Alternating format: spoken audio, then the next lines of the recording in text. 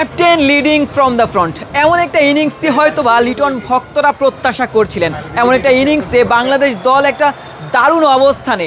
ডাম্বুলায় বাংলাদেশ হয়তো বা লিটনের এই ইনিংসের উপর ভর করে জিততে পারে যদি বোলাররা ভালো বোলিং করেন। যখন একটা দলের ওপেনার আউট হয়ে গেছেন, 8 রানে 2 উইকেট ছিল এবং সেখান থেকে লিটন কুমার দাস দলকে যেভাবে টেনে তুললেন, এমন লিটনকেই হয়তো বা বাংলাদেশের সমর্থকরাও দেখতে চেয়েছিলেন। লিটনের সমালোচনা সর্বত্র, তবে সমালোচনা তাকে ঘিরেই করা হয় যার কাছে এক্সপেকটেশন বেশি থাকে। লিটনের প্রতি হয়তো বা বাংলাদেশের সমর্থকদের এক্সপেকটেশনই বেশি ছিল। বাংলাদেশের টি-20 ইতিহাসের অন্যতম সেরা ব্যাটার লিটন কুমার দাস, যার রানগুলোও বাংলাদেশের যত ব্যাটার রয়েছেন তার থেকেও বেশি। টি-20-র কথা বলছি, বাংলাদেশের টি-20 ব্যাটারদের স্ট্রাইক রেটের কথাও যদি বিবেচনা করি, লিটন কুমার দাস দ্বিতীয়তে অবস্থান করছেন এবং লিটন তার নামের প্রতি আজকের ম্যাচে সুবিচার করেছেন। লিটন এমন ইনিংস খেলবেন এমনটাই হয়তোবা তার ভক্তরাও প্রত্যাশা করেন। তিনি নিজেও হয়তোবা এমন ইনিংসের সন্ধানেই ছিলেন। একটা গল্প বলি, যখন তিনি ওয়ানডে ফরম্যাট থেকে বাদ পড়েছিলেন সেই কলম্বোতে, যখন তিনি আসলে বাদ পড়েছিলেন, তারপরও লিটন কুমার দাস একা একা অনুশীলন করেছেন। বাংলাদেশ দলের অনুশীলন শেষ, সেখানটাতেও তিনি মাঠে পড়েছিলেন এবং বাংলাদেশ দল যখন ম্যাচ খেলছিল সেই সময়টাতেও নেটে গিয়ে তিনি ব্যাটিং করছিলেন। প্রথম ম্যাচেও তার ওই কনফিডেন্সের অভাব দেখা গিয়েছিল টি-20 প্রথম ম্যাচটাতে, সেখানটাতেও নামের প্রতি সুবিচার করতে পারেননি।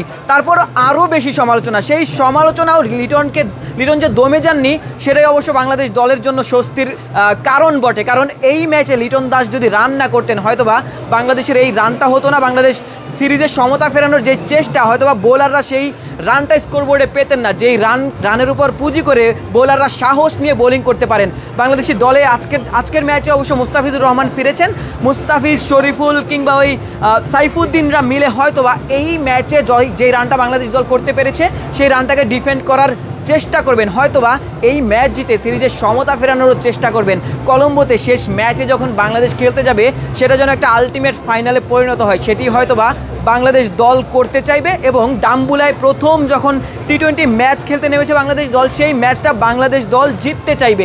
বাংলাদেশের সমর্থকরাও হয়তোবা এই ইনিংসটাকে, লিটনের এই ইনিংসটাকে অনেক দিন মনে রাখার চেষ্টা করবেন। লিটন হয়তোবা নিজেও মনে রাখার চেষ্টা করবেন, কারণ ক্যাপ্টেন হিসেবেও তিনি কিন্তু চাপে ছিলেন, রান করতে পারছিলেন না। যদিও বা তার 4-5 ইনিংস আগেও কিন্তু 2টি 40 রানের ইনিংস ছিল, যদিও সেগুলো চাপের মুহূর্তেই। তবে এই ইনিংসটা একেবারেই লিটন সুলভ ইনিংস। লিটন দাস এই ইনিংসের মাধ্যমেই হয়তোবা নিজেকে নতুন করে ফিরে পাবেন। হয়তোবা সামনের ম্যাচগুলোতেও এমন ইনিংসই খেলতে চাইবেন। বাংলাদেশ দল আজকের ম্যাচে জিততে পারবে কিনা সেটি সময়ই বলে দেবে, তবে লিটন হয়তোবা এই ইনিংসের মাধ্যমেই নিজেকে ফিরে পাবেন। ডাম্বুলা থেকে আশিক সারোয়ার, নিউজ 24, শ্রীলঙ্কা।